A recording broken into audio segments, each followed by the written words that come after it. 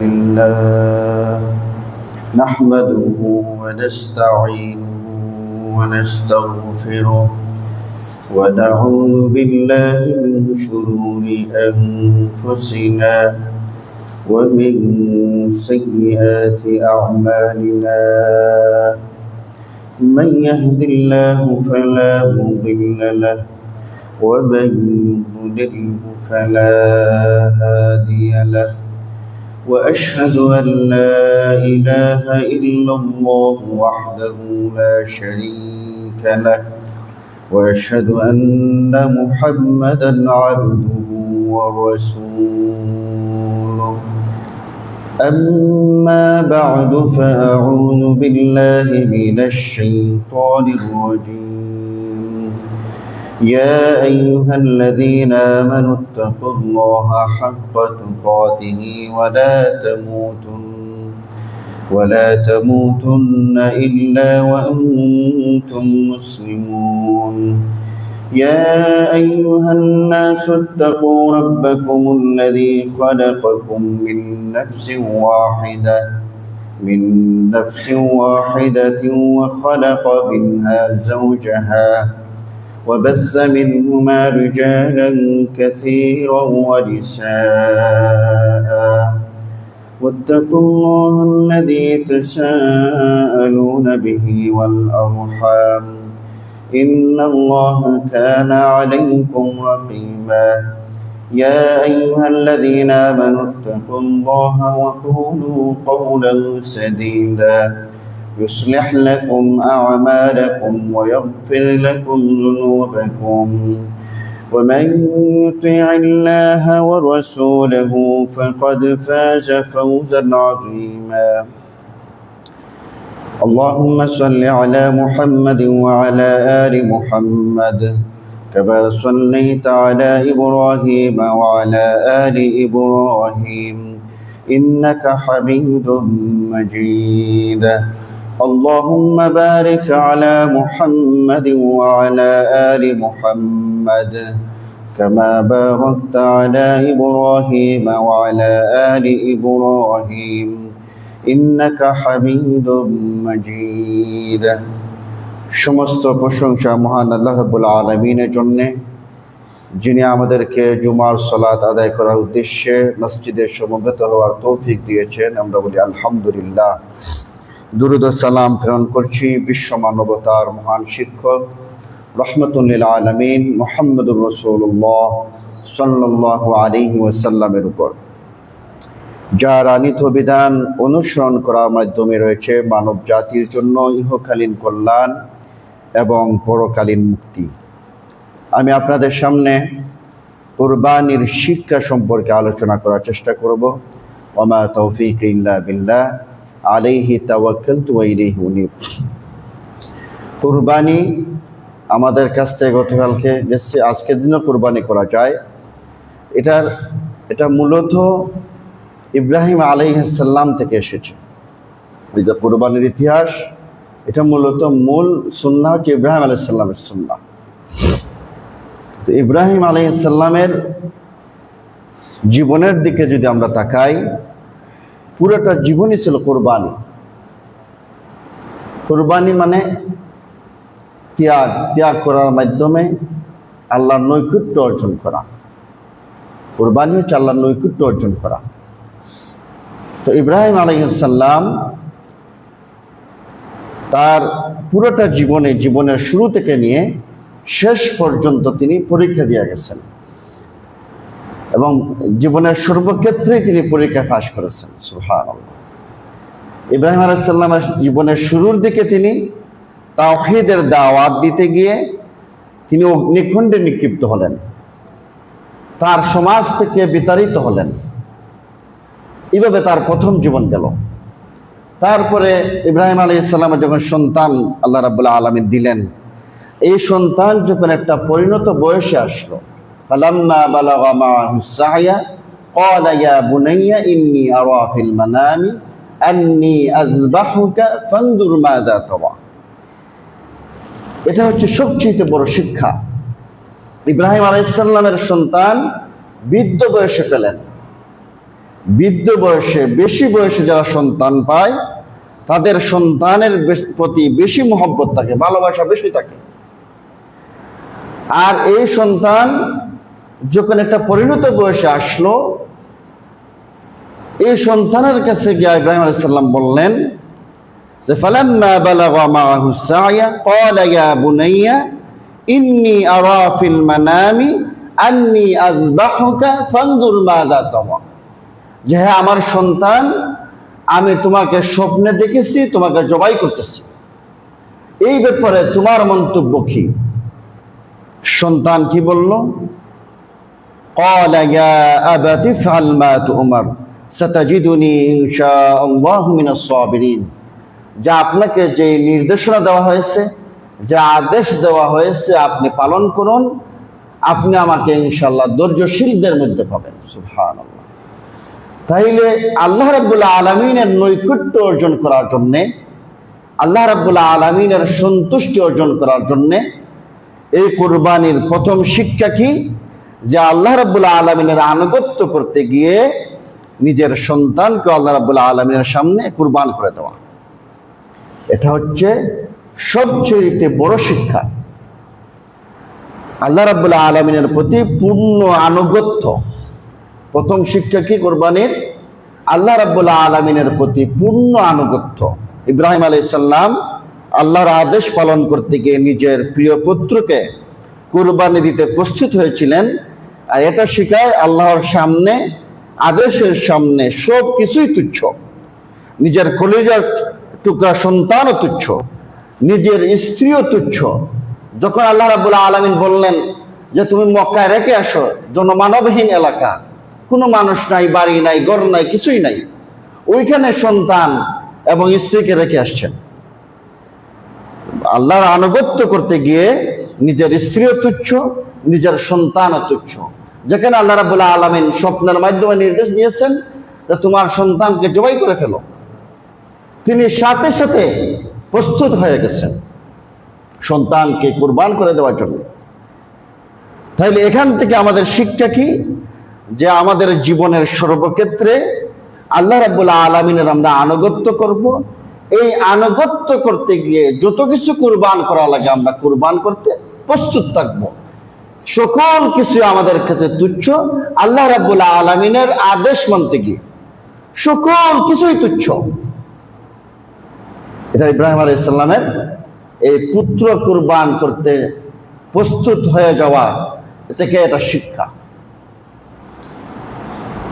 আমার ব্যবসা তুচ্ছ, আমার চাকরি তুচ্ছ, চাকরির মধ্যে যদি হারাম থাকে এই চাকরি ছেড়ে দিব, ব্যবসার মধ্যে যদি হারাম থাকে এটা আমি বর্জন করব, হারাম কোনো সম্পর্কে জড়াবো না, আল্লাহ রাব্বুল আলামিনের কোনো নাফরমানিমূলক কাজে জড়াবো না। যে অবস্থায় হোক, সর্ব অবস্থায় আল্লাহ রাব্বুল আলামিনের আনুগত্য করে চলবো। এটাই হচ্ছে ইব্রাহিম আলাইহিস সালামের জীবন থেকে যে কুরবানি, এটা থেকে এটা শিক্ষা।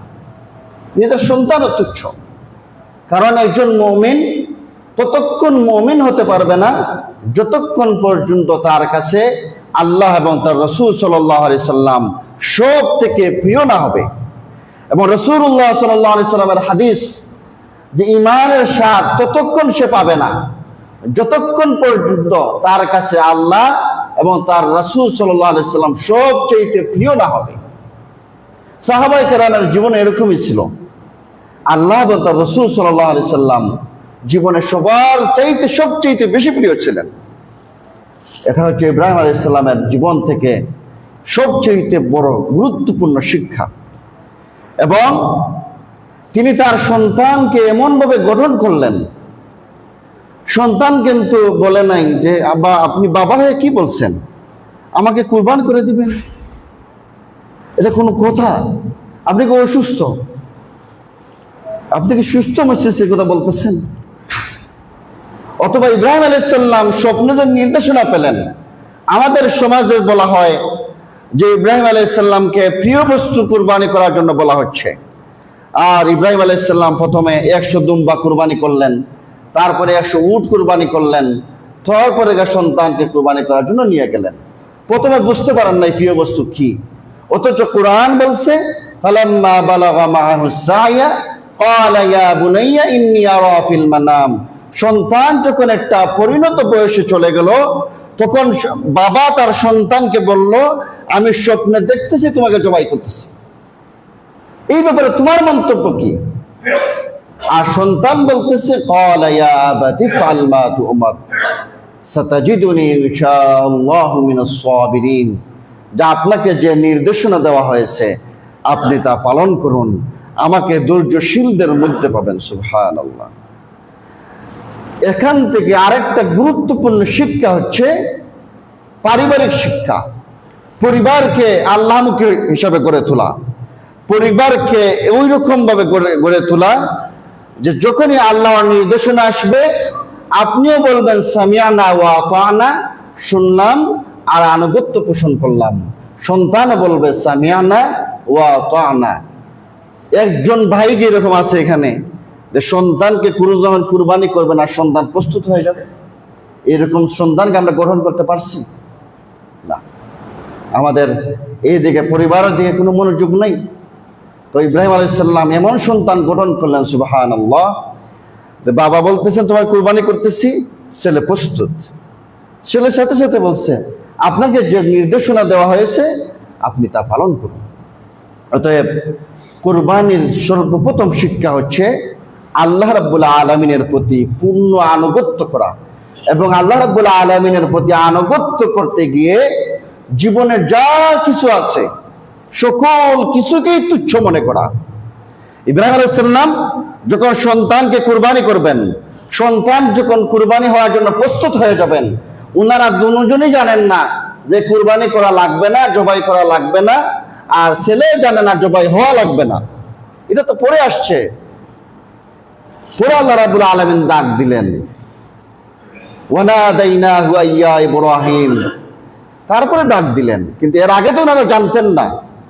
তাইলে এখান থেকে আমাদের জীবনের সবচেয়ে বড় শিক্ষা হচ্ছে যে আমরা আল্লাহ রাব্বুল আলামিনের আনুগত্য করতে গিয়ে, আমরা আল্লাহ রাব্বুল আলামিনের আনুগত্য করতে গিয়ে জীবনের সকল কিছু ত্যাগ করতে পারি। ইব্রাহিম আলাইহিস সালাম সন্তান কুরবানি করার নজরানা পেশ করে এটা শিক্ষা দিলেন। এরকমই মুমিনের জীবন হওয়া উচিত। ব্যবসা বাণিজ্য, আপনার পরিবার, বন্ধু বান্ধব, আপনার আত্মীয় স্বজন, সমাজ সকল কিছুই আমার কাছে তুচ্ছ আল্লাহ রাব্বুল আলামিনের আনুগত্য করতে গিয়ে। কুরবানি আমাদেরকে ত্যাগের মানসিকতা শিক্ষা দেয়, স্বার্থপরতা ত্যাগ করতে কুরবানি আমাদের শিক্ষা দেয়। কুরবানি আমাদেরকে তাকওয়া শিক্ষা দেয়, আত্মশুদ্ধি শিক্ষা দেয়। লা ইয়ানালুল্লাহু লুহুমুহা ওয়ালা দিমাউহা ওয়ালাকিন ইয়ানালুহুত তাকওয়া মিনকুম। আল্লাহ রাব্বুল আলামিন বলছেন যে তোমাদের রক্ত আমার কাছে পৌঁছায় না, মাংস আমার কাছে পৌঁছায় না, তোমাদের তাকওয়া আমার কাছে পৌঁছায়। কোন নিয়তে তুমি কুরবানি দিয়েছো, কোন নিয়তে তুমি পশু জবাই করেছো? অসংখ্য হাজার হাজার মানুষ এমন আছে তার আত্মমর্যাদা রক্ষা করার জন্য কুরবানি দিতেছে। হাজার হাজার মানুষ এমন আছে যে গরু জবাই করতেছে, যদি গরু জবাই না করে তার সম্মান মর্যাদা থাকে না, এই জন্য বেশি বড় গরু জবাই করতেছে। অনেক মানুষ আছে সারা বছরই সারাটা জীবন গরু জবাই করে আসতেছে, কুরবানি করে আসতেছে, এই বছর সে অভাবের মধ্যে আছে। এই বছর যদি কুরবানি না দেয় তাহলে মানুষই কি বলবে? মানুষের কাছে তার ইজ্জত থাকে না। এই জন্য সে ঋণ কর্জ করে হলেও সে কুরবানি দেয়। তাহলে এইরকম কুরবানি কি কবুল হবে? কবুল হবে না। লা ইয়ানালুল্লাহু লুহুমুহা ওয়ালা দিমাউহা ওয়ালাকিন ইয়ানালুহুত তাকওয়া মিনকুম। কুরবানি আমাদেরকে তাকওয়ার শিক্ষা দেয়। কুরবানি আমাদের এটাকে শিক্ষা দেয় যে কুল ইন্না সলাতি ওয়া নুসুকি ওয়া মাহইয়ায়া ওয়া মামাতি লিল্লাহি রাব্বিল আলামিন। হে নবী আপনি বলুন, নিশ্চয়ই আমার সালাত, আমার কুরবানি, আমার হায়াত এবং আমার মওত একমাত্র শুধুমাত্র আল্লাহ রাব্বুল আলামিনের জন্য। একজন মুমিনের জীবন এরকমই হবে, পুরোটা জীবন আল্লাহ রাব্বুল আলামিনকে সন্তুষ্ট করার জন্য কাটাবে। কুরবানি পশু জবাই করবে তাও আল্লাহ রাব্বুল আলামিনের সন্তুষ্ট করার জন্য, সালাত করবে আল্লাহ রাব্বুল আলামিনকে সন্তুষ্ট করার জন্য, ব্যবসা বাণিজ্য করবে, বিয়ে শাদী করবে, মানুষের সাথে মুআমালাত করবে, বন্ধুত্ব স্থাপন করবে, কোথাও টাকা ব্যয় করবে, কাউকে কিছু দিবে, কাউকে কিছু দেওয়া থেকে বিরত থাকবে। এক কথায় জীবনের সমস্ত কর্মকাণ্ড হবে কার সন্তুষ্ট করার জন্য? আল্লাহ রাব্বুল আলামিনকে সন্তুষ্ট করার জন্য। কুরবানি আমাদেরকে সহমর্মিতা এবং মানবতার শিক্ষা দেয়। যে কুরবানি, যা আপনি জবাই করলেন, কুরবানি কার জন্য জবাই করলেন? আল্লাহ রাব্বুল আলামিনকে সন্তুষ্ট করার জন্য। যিনি আল্লাহ রাব্বুল আলামিনকে সন্তুষ্ট করার জন্য গরু কুরবানি করছেন, খাসি কুরবানি করছেন, উনি কি সবগুলা মাংস ফ্রিজে রেখে দিবে নাকি মানুষকে দিবে, আত্মীয় স্বজনকে দিবে, পাড়া প্রতিবেশীকে দিবে? যারা এগুলা দেয় তাদের মধ্যে মানবতা, সহমর্মিতা সৃষ্টি হবে। এটা আমাদের কুরবানির শিক্ষা দেয়। লোভ, এই যে কৃপণতা দূর হয় এই কুরবানির মাধ্যমে। এটা আমাদের শিক্ষা যে সম্পদকে আঁকড়ে না ধরে সম্পদকে বিলিয়ে দেওয়া আল্লাহর নামে, মানুষের কাছে এই বন্টন করে দেওয়া। এবং কুরবানি আমাদের সবচেয়ে বড় যে শিক্ষা দেয় যে ইসমাইল আলাইহিস সালামের মতো সন্তান গঠন করা। ইব্রাহিম আলাইহিস সালামের সন্তান যখন ছিল না, তিনি রবের কাছে দোয়া করছেন, রব্বি হাবলি মিনাস সালিহিন, যে আল্লাহ, হে রব, আমাকে একজন নেক সন্তান দান করেন। সবচেয়ে বড় শিক্ষা হচ্ছে যে আমরা যাতে ইব্রাহিম আলাইহিস সালামের মতো ঈমানের অধিকারী হতে পারি। যখনই যে ত্যাগ করা লাগে, যখনই যে কুরবানি করা লাগে দ্বীনের জন্য, আমরা যাতে কুরবানি করতে পারি।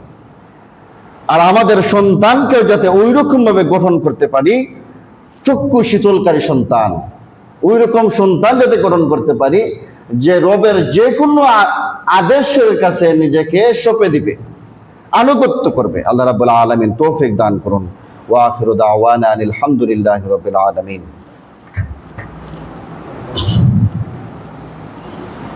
আলহামদুলিল্লাহ ওয়াসসালাতু ওয়াসসালামু আলা রাসূলিল্লাহ, আম্মা বা'দু, ফাইন্না খায়রাল হাদিসি কিতাবুল্লাহ ওয়া খায়রাল হাদী হাদী মুহাম্মাদিন সাল্লাল্লাহু আলাইহি ওয়াসাল্লাম, ওয়া শাররাল উমুরি মুহদাসাতুহা, ওয়া কুল্লু মুহদাসাতিন বিদআহ, ওয়া কুল্লু বিদআতিন দালালাহ, ওয়া কুল্লু দালালাতিন ফিন-নার।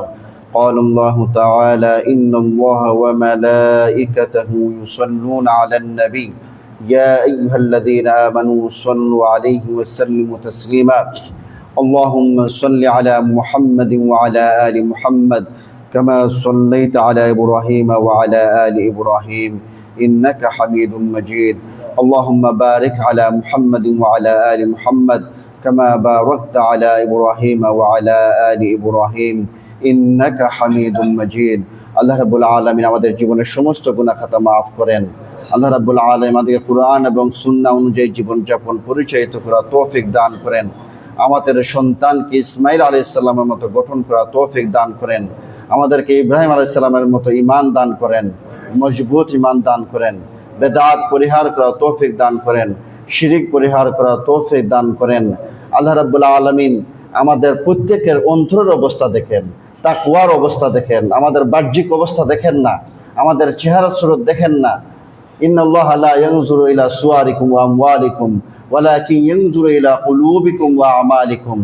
আল্লাহ রাব্বুল আলামিন তোমাদের চেহারা সুরত দেখেন না, তোমাদের ধন সম্পদ কার কেমন আছে এগুলো দেখেন না। ওয়ালাকিন ইয়ানজুরু ইলা কুলুবিকুম ওয়া আমালিকুম, তোমাদের অন্তরের অবস্থা দেখেন, তোমাদের আমালের অবস্থা দেখেন। আল্লাহ রাব্বুল আলামিন আমাদেরকে অন্তরকে পরিশুদ্ধ করে দেন, আমাদের তাকওয়া অর্জন করার তৌফিক দান করেন, আপনার জন্য সমস্ত কাজ করার তৌফিক দান করেন, আমাদের আমালগুলোকে সুন্দর করার তৌফিক দান করেন। আমাদের মধ্যে যারা বিপদ মুসিবতে আছে আল্লাহ রাব্বুল আলামিন তাদের বিপদ মুসিবত দূর করে দেন। আমাদের মধ্যে যারা যেই পেরেশানিতে আছে আল্লাহ রাব্বুল আলামিন তাদের সেই পেরেশানি দূর করে দেন। আমাদের মধ্যে যারা ঋণগ্রস্ত আছে তাদের ঋণ থেকে মুক্তি দান করেন। আমাদের এই মসজিদ এবং মাদ্রাসাকে যারা টাকা দিয়ে, পয়সা দিয়ে, শ্রম দিয়ে, বুদ্ধি দিয়ে যেইভাবে সহযোগিতা করতেছে আল্লাহ রাব্বুল আলামিন সবাইকে কবুল করে নেন। এবং যারা টাকা পয়সা দিয়ে কোনোভাবে সহযোগিতা করতে পারতেছেন না, তারাও আপনি যখন দোয়া করবেন এই মসজিদে ওমরের জন্য, এই মাদ্রাসা একাডেমির জন্য, মহিলা মাদ্রাসা আছে এটার জন্য দোয়া করবেন, দোয়ায় শরীক রাখবেন। এই দোয়া করতে তো কোনো কষ্ট নাই, দোয়া করবেন আল্লাহ এই প্রতিষ্ঠানকে কবুল করেন, তাওহীদের মার্কাজ হিসাবে কবুল করেন, এটা দোয়া করুন। দোয়া করতে তো কোনো অসুবিধা, দোয়া করবেন। আল্লাহ রাব্বুল আলামিন তৌফিক দান করুন। আমাদের মধ্যে যারা কবরস্থ হয়ে গেছে তাদের কবরকে জান্নাতের বাগান বানিয়ে নেন। রব্বানা তাকাব্বাল মিন্না ইন্নাকা আনতাস সামিউল আলিম ওয়া তুব আলাইনা ইন্নাকা আনতাত তাওয়াবুর রহিম। ইন্নাল্লাহা ইয়া'মুরু বিল আদলি ওয়াল ইহসান ওয়া ইতা'i যিল কুরবা ওয়া ইয়ানহা আনিল ফাহশাই ওয়াল মুনকারি ওয়াল বাগই يعظكم لعلكم تذكرون فاذكروني أذكركم واشكروا لي ولا تكفرون